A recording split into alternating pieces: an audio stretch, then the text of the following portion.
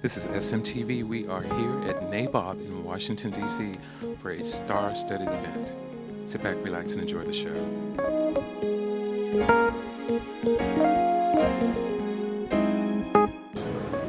And I stand here tonight thanking you so very much for this opportunity to be in a room with successful people who are leading the way, to have the ability to tell the story, keep our heritage alive, to let us know what is unique to our people. If we don't do it, who will? This is SMTV here at NABOB with the Dr. Bobby Jones. Thank you so much. We just had a moment. Yeah, we had a moment there, but it's cool now. It's good to be with you. And wonderful that you stopped and talked to us. Could you tell us a little bit about gospel music, the evolution of gospel music from your earlier years to this current day? Oh, from my earlier years. Well, I started with this in in the 50s, maybe, you know. Then I graduated up to the 60s, the 70s. And then in the 80s, I made my big step. I remember the 80s. You remember that? I remember the 80s. Over to BET with television, which was, at that time, quite an anomaly for us who worked in Christian music, gospel music, and etc. So when I was selected to do the show, the gospel show on BET, that was a great evolution for me from where I had come from to now. And since then, it continues to grow and grow and grow. So we are known as the revolutionizers of the gospel music industry. Why, Bobby Jones? It's because we walked on the cutting edge.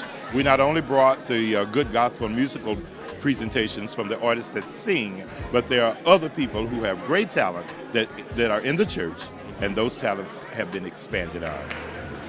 Thank you very much. I'm glad Bobby was up there before I came. I'm not a good speaker. When I receive something like this, because I be too happy, I lose my words that I want to say. But I want to thank everybody for making this possible, because blues has been dying. And without you guys, radio stations, you don't hear the great muddy waters, the howling wolves, the little waters who.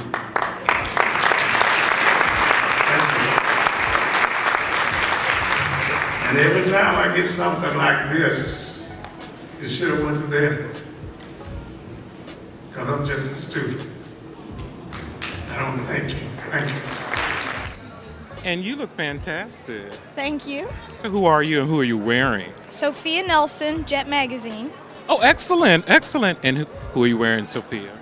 I have no idea. Oh my God! I am proud to tell you that I go to Nordstrom's and I pick it off the rack, so it's not that special, but we can always look at the back tag there. Okay. I don't know. Well, you know what? It looks fantastic on you. Thank you. Thank you. And we had to stop and talk to you, Sophia. Well, I appreciate it. Thank you for I love your ensemble here, Thank too. It's you. very French. It's very French, thank you. It's very French, very French. I kind of came dressed for the occasion. Oh, I like it. You look good. You look good as well. Who are you wearing? Can you tell us? You know what? I am not sure it was a gift. It was put in a box and laid on the bed. Well, okay, so she's wearing fabulous, whatever it is. Yes, absolutely. I should have looked, shouldn't I? I was just so surprised that it fit.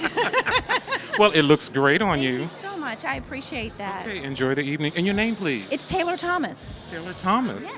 Why does the name sound familiar? Because I do radio. Because for you do radio, WHUR. yes. Taylor Thomas, WHUR. WHUR Yes. Radio. I am. Yes. Well, it's a pleasure to meet Thank you. It's nice meeting you as And well. you are quite stylish. Oh, Look at thank that. you. Thank you. I heard you were going to be here, so I had to make sure I looked fabulous. The lovely Taylor Thomas here in Washington, D.C. NABOB. Hey, Miss Shepherd, how are you doing today? You wonderful. are absolutely beautiful. Oh, thank you. How are you? I'm doing great with SMTV. Now, we want to know your fashion style. We're all about fashion here. Love fashion. Oh, this is beautiful. Thank you, thank you, That's thank fabulous. you. Y'all, we are walking and talking. She's being rushed to the ballroom. I'm be rushed, and I didn't bring my little ballerina slippers. And look at the heels. Look at the heels. Oh, the heels. Look at that, yeah. Because pain is cute. Isn't it? Yeah, pain is cute. That is the mantra. Pain is cute. So what's your style? What is your personal style? Well, you know, I love getting dressed up. I have a 5-year-old, so I don't get to do it very often.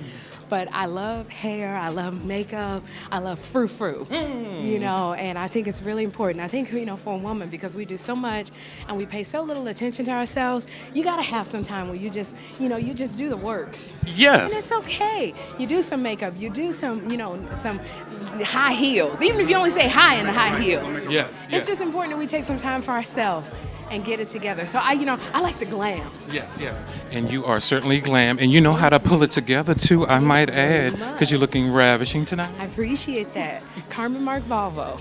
Carmen Mark Volvo, yes. No, We were at his absolute woman. show. You were at a show. I was out of town. How was the show? It was You had some fantastic. really great stuff? Yes. Okay, I have Every to single call season. him. Oh, yes. So I'm always, after he has a show, I'm always calling going, Carmen, what do you have for me? Well, you know what? Thank you so much for your time. We're about to hit the stairs now. Absolutely. Because black radio means so much to me. Because I listened to black radio when I was a little girl. And I would listen to the voices on the radio, and I would try to make my voice sound like those DJs on the radio, because I knew I wanted to do something and I wanted it to be big. I often tell the story of my parents, who are truly my inspiration. My mom and dad met in the late 1950s in Baltimore, Maryland. My dad is white and Australian. My mom is black and Cuban. And they met because they both used to go to daily mass. My dad had a car, so he would drive. And my mom was cute, and she would walk, and so he would stop and wind down the window of his car and say, "Would you like a ride?" My mother would say, "No, thank you," because you don't take a ride from a man you don't know well. I said, "Even to daily mass? You see him every day in church." So one day she said, "Yes, I'd like a ride." And they made a date to go on a date. Except that night, everywhere they went in Baltimore, Maryland, because it was 1958, no one would serve them together. They wouldn't allow them in any restaurant together. So my mom took my father back to her apartment and made for him an amazing Cuban meal, because she's an amazing cook. And the whole entire point of her story was, girls, if you could cook, you could get a man. I like to say, I can't make it, but I can make it happen in about 20 minutes. When my parents got married in 1958, interracial marriage was illegal in the state of Maryland and many other states in this nation. And so they drove to Washington, D.C. here and got hitched, and then drove back to Baltimore and lived illegally.